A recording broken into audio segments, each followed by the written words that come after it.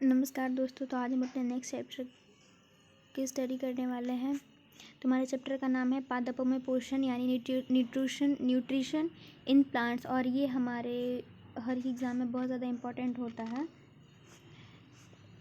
पादपों में पोषण है न्यूट्रिशन इन प्लांट्स। इसकी अगर पहले पॉइंट को देखें तो हरे पादप जो है वो सूर्य के प्रकाश का प्रयोग कर उसे रासायनिक ऊर्जा में परिवर्तित करते हैं, और यह जो है ऊर्जा एडिनोसिन ट्राइफॉस्फेट, जिसको हम लोग एटीपी कहते हैं, तथा अपचयित निकोटिनामाइड एडेनिन डाइफॉस्फेट यानी कि NADPH के रूप में संचित रहता है। पौधे जो है इस ऊर्जा का उपयोग कार्बन डाइऑक्साइड के अपचयन में करते हैं, और जो संपूर्ण जो क्रिया होती है उसके फलस्वरूप हमें कार्बोहाइड्रेट जो है प्राप्त होता है, जिनसे सभी प्राणी भोजन लेते हैं। हरे पादपों की बात की जाए तो हरे पादपों द्वारा प्रकाश ऊर्जा को अवशोषित कर उसे रासायनिक ऊर्जा में परिवर्तित करना ही प्रकाश संश्लेषण कहलाता है। आगे हम देखते हैं प्रकाश संश्लेषी वर्णकों की बात करते हैं, यानी कि फोटोसिंथेटिक पिगमेंट की बात करते हैं। तो सभी प्रकाश संश्लेषी जीव जो है वो जीव प्रकाश ऊर्जा को लेकर उसे रासायनिक ऊर्जा में परिवर्तित करते हैं। ठीक है, यह कार्य वर्णकों द्वारा किया जाता है जो विशिष्ट कोशिकांगों में व्यवस्थित रहते हैं, जो कोशिका द्रव्य में बिखरे होते हैं। इसमें हेकल नामक वैज्ञानिक ने इन्हें लवक यानी कि प्लास्टिड्स का नाम दिया था, और ये कवकों तथा प्रोकैरियोट्स जैसे जीवाणु तथा नील हरित शैवाल को छोड़कर सभी पादप कोशिकाओं में पाए जाते हैं। हरित लवक देखते आगे, यानी कि क्लोरोप्लास्ट की बात करते हैं तो ये हरे रंग के लवक होते हैं। इनका हरा रंग जो है वो पर्णहरित यानी कि क्लोरोफिल के कारण होता है। पौधों तथा पत्तियों का हरा रंग इन्हीं के कारण होता है, क्लोरोफिल के कारण ही। इनका जो कार्य है वो प्रकाश संश्लेषण द्वारा भोजन का निर्माण करना होता है। क्लोरोफिल का काम क्या है? प्रकाश संश्लेषण के द्वारा भोजन का निर्माण करना। और इनमें दो स्पष्ट क्षेत्र है, पहला है पीठिका और दूसरा है स्ट्रोमा, और तीसरा है ग्रेना। ये तीनों होते हैं इसके स्पष्ट क्षेत्र क्लोरोफिल के। स्ट्रोमा की बात की जाए तो स्ट्रोमा यह हरित लवक की पीठिका बनाता है। इनमें प्रोटीन संश्लेषण करने वाले राइबोसोम, एक सेकेंड,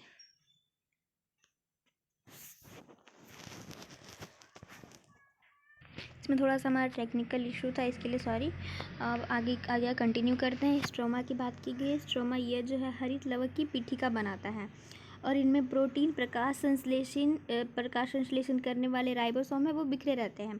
प्रकाश संश्लेषण की अपरासिक अभिक्रिया जो है स्ट्रोमा के इसी भाग में होती है, स्ट्रोमा में होती है। ठीक है, ग्रेना की बात की जाए तो ग्रेना जो है हरित लवक के इस भाग में प्रकाश संश्लेषण की प्रकाशिक अभिक्रिया, जो प्रकाश संश्लेषण की जो प्रकाशिक अभिक्रिया है वो ग्रेना के भाग में संपन्न होती है।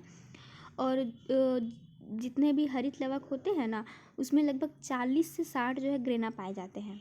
ग्रेनम क्षेत्र यानी कि जहाँ पे ग्रेना पाया जाता है, ग्रेनम क्षेत्र में पटलिकाएं सिक्कों की ढेर की भांति एक दूसरे से व्यवस्थित रहते हैं। जिस तरह से सिक्के के ढेर हो रहते हैं ना, उस तरह से एक दूसरे पर व्यवस्थित रहते हैं ये पटलिकाएं।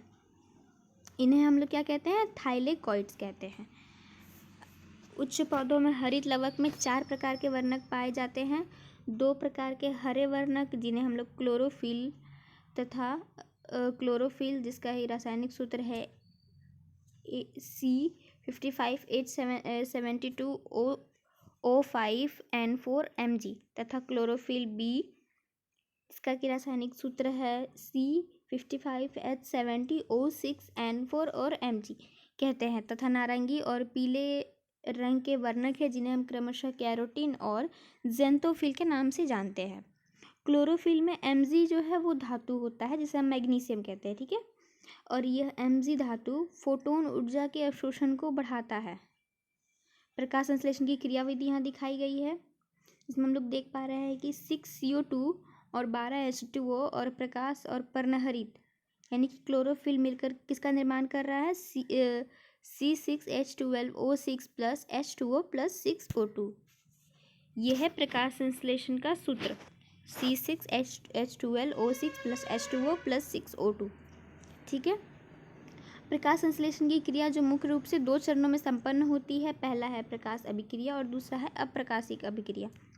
प्रकाश अभिक्रिया यानी कि लाइट रिएक्शन की बात की जाए तो इस अभिक्रिया में सूर्य की विकिरण ऊर्जा का रासायनिक ऊर्जा में परिवर्तन होता है। ठीक है, रासायनिक सूर्य की जो विकिरण ऊर्जा होती है उसका परिवर्तन किस में होता है? रासायनिक ऊर्जा में। और इसकी जो मुख्य क्रियाएं की बात की जाए तो पहला है कुछ निश्चित तरंगदैर्ध्य के प्रकाश का पर्णहरित द्वारा अवशोषण। ठीक है, दूसरा है पर्णहरित का उत्तेजन यानी कि एक्सिटेशन। तीसरा है जल का प्रकाशिक अपघटन। चौथा है ऑक्सीजन का निकलना तथा पांचवा है रासायनिक ऊर्जा में परिवर्तन जिसके अंतर्गत एटीपी के रूप में ऊर्जा का संग्रहण और एनएडीपीएच का निर्माण या संश्लेषण। और यह चरण जो है प्रकाश पर निर्भर करता है, इसलिए इसे प्रकाश अभिक्रिया या फिर प्रकाश रासायनिक अभिक्रिया कहते हैं। ठीक है, प्रकाश संश्लेषण की क्रिया में दृश्य प्रकाश यानी कि विजिबल स्पेक्ट्रम 380 से 760 नैनोमीटर का उपयोग होता है। दृश्य प्रकाश के अंतर्गत VIB-GYOR विवग्योर के नाम के समूह प्रकाश किरणें आती है जिन्हें हम तरंगदैर्ध्य कहते हैं और जिनका तरंगदैर्ध्य 380 से 760 नैनोमीटर होता है। कभी कभी जो है कृत्रिम प्रकाश में भी यह क्रिया संपन्न होती है। प्रकाश संश्लेषण के लिए लाल प्रकाश अधिक उपयोगी तथा बैंगनी प्रकाश सबसे कम उपयोगी होता है। अप्रकाशिक अभिक्रिया यानी कि डार्क रिएक्शन की बात की जाए जो कि प्रकाश के बिना होता है तो इसमें प्रकाश संश्लेषण की क्रिया इस क्रिया में संश्लेषण होता है जिससे CO2 से कार्बोहाइड्रेट का निर्माण होता है। इस क्रिया में प्रकाश की आवश्यकता नहीं होने के कारण इसे अप्रकाशिक अभिक्रिया कहते हैं। इस क्रिया में CO2 का स्थिरीकरण व अपचयन होता है जिससे प्रथम उत्पाद PGA यानी कि फास्फोग्लिसरिक अम्ल 3 कार्बन अणु का होने के कारण इसे C3 चक्र या फिर केल्विन चक्र कहते हैं। प्रकाश संश्लेषण को प्रभावित करने वाले कारक की बात करते हैं आगे तो ये 2 प्रकार के होते हैं। पहला है बाह्य कारक और दूसरा है आंतरिक कारक। बाह्य कारक की बात करें यानी कि एक्सटर्नल फैक्टर की बात करें तो सूर्य का प्रकाश, जल, CO2, सांद्रता, ऑक्सीजन और ताप है। और अगर हम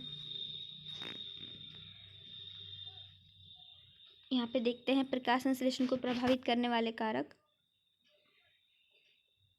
पहला दिखाएगा कार्बन डाइऑक्साइड, तापमान, ऑक्सीजन, प्रकाश और जल। कार्बन डाइऑक्साइड की बात की जाए तो ये एक निश्चित स्तर तक कार्बन डाइऑक्साइड की मात्रा बढ़ने पर प्रकाश संश्लेषण की दर बढ़ती है परंतु इसके बाद CO2 की मात्रा बढ़ने पर प्रकाश संश्लेषण की दर पर कोई प्रभाव नहीं पड़ता है। तापमान की बात की जाए तो 10 से 35 डिग्री सेल्सियस के मध्य जो तापमान प्रकाश संश्लेषण के लिए उपयुक्त तो माना जाता है 10 से 35 डिग्री सेल्सियस तक का तापमान। और सभी कारक जो है पर्याप्त मात्रा में उपलब्ध हो तब प्रत्येक 10 डिग्री सेल्सियस वृद्धि पर प्रकाश संश्लेषण की दर दोगुनी हो जाती है किंतु 40 डिग्री सेल्सियस के पश्चात और अधिक तापमान में वृद्धि होने पर प्रकाश संश्लेषण में कमी आ जाती है। ऑक्सीजन की बात की जाए तो ऑक्सीजन की अधिकता होने पर रूबिस्को एंजाइम की प्रकाश संश्लेषण अभिक्रियाशीलता घट जाती है। इस प्रक्रिया को वारबर्ग प्रभाव कहते हैं। सूर्य का प्रकाश संश्लेषण के लिए सर्वाधिक आवश्यक घटक है। किसी क्षेत्र विशेष में प्रकाशीय तीव्रता बढ़ने पर पादप द्वारा प्रकाश ग्रहण करने की दर भी वृद्धि करती है और नीले व लाल प्रकाश में प्रकाश संश्लेषण सर्वाधिक गति से होता है। अवरक्त प्रकाश में प्रकाश संश्लेषण की दर मंद हो जाती है, इस कारण इसे हम कहते हैं रेड ड्रॉप। अवरक्त प्रकाश में प्रकाश संश्लेषण की दर मंद हो जाती है, इसे हम रेड ड्रॉप कहते हैं। हरे रंग के प्रकाश पत्तियों द्वारा अवशोषित नहीं होता है। श्वेत प्रकाश में प्रोटीन का जबकि लाल प्रकाश में कार्बोहाइड्रेट का संश्लेषण होता है। जल किस प्रकार का घटक है तो जल की बात करें तो जल की कमी का प्रकाश संश्लेषण की दर पर प्रत्यक्ष व परोक्ष दोनों प्रकार से प्रभाव पड़ता है। जल की मात्रा कम होने पर पादपों में कम मात्रा में CO2 प्राप्त होता है क्योंकि पौधों में उपस्थित रंध्र यानी स्टोमाटा बंद हो जाते हैं। पौधों द्वारा अवशोषित जल का 1% से भी कम जल प्रकाश संश्लेषण में उपयोग किया जाता है। जल की कमी से उपापचय क्रिया बाधित होती है और पत्तियां गिर जाती है। और जो हमने इसका आगे का छोड़ा था इंटरनल फैक्टर की बात करें तो इंटरनल फैक्टर में आता है पर्णहरित। जीवावरणीय प्रकाश संश्लेषण यानी कि हम अब देखते हैं बैक्टीरियल फोटोसिंथेसिस। तो कुछ जीवाणु में सूर्य ऊर्जा के उपयोग से कार्बन डाइऑक्साइड का अपचयन होता है। यह जीवाणुवीय प्रकाश संश्लेषण कहलाता है। उदाहरण इसके हैं नीले हरे जीवाणु और बैंगनी जीवाणु। इसके साथ हमारे आज का जो ये चैप्टर है वो कंप्लीट होता है। Thank you so much.